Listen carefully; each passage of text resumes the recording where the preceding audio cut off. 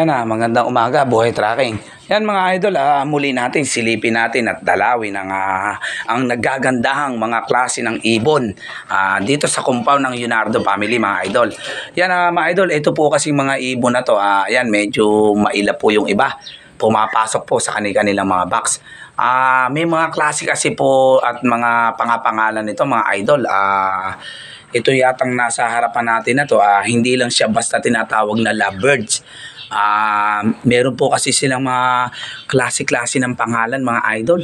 Hindi po kasi natin mga idol o buhay tracking maabot-abutan ang may-ari dito upang interviewin natin at masabi sa atin talaga kung anong mga pangalan o mga klase ng mga ibon na to.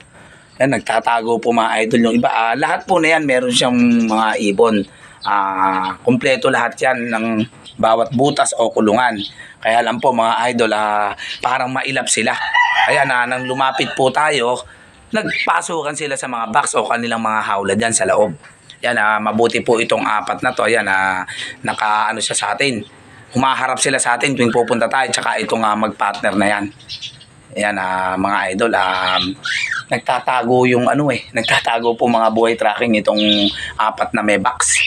Ayaw magpakita sa atin. Yan, mahilig po kasi talaga mga idol sa ibon itong aking pinsan o aking tito-tita na yan. Yan po mga idol, yan po ang mga isa sa mga pagkakaalam natin ng mga special na mga lovebirds mga idol. Yan, hindi lang po talaga natin maabutan at ma-interview kung ano pangalan, pero ang masasabi ko lang mga idol, sigurado ako maganda at isa sa mga hinahangaan na klase ng lovebirds ito dito sa Pilipinas mga idol.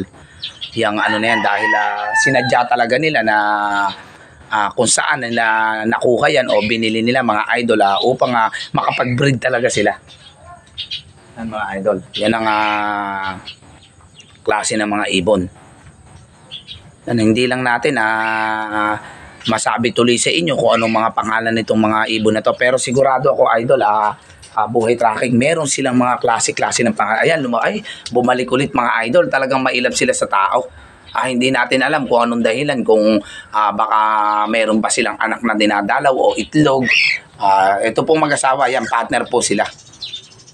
Yan, po kasi palagi po kasi mga idol buhay tracking walang tao rito, kaya hindi natin maitanong sa kanila at isa-isa para maipaliwanag o maisiwalat sa ating mga kababayan saan man sulok ng Pilipinas kung ano pangalan ng mga klase ng ibon na yan, upang kung sila naman ang magkaroon ng ibon, malaman din nila o gusto nilang mag-ano ng ganyang mga klaseng ibon mga idol.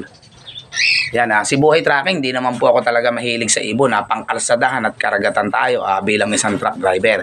Yun nga lang po sa dahilan mga idol na syempre nandito tayo sa compound ng ating pamilya Yunardo. Nagkaano na rin tayo ng mga ibon na ganyan. Pero hindi po ako talaga mahilig at hindi ko maasikaso. Kung mapapansin nyo, may ibon ako doon sa bahay, isang pares lamang. Pampaalis inip lang idol. Yan, gano'n lang ang ginagawa natin. Yan po, nagtatago po talaga iba. Buhay tracking, ayaw pong lumabas. Yan, sana nga po makapiling o masulya pa natin para maipakita natin sa mga tao po, sa ating mga kababayan saan man sulok ng Pilipinas. O maging sa ibang bansa, yung mga mahihilig po sa mga lovebirds, yan. Yan po ang mga nila.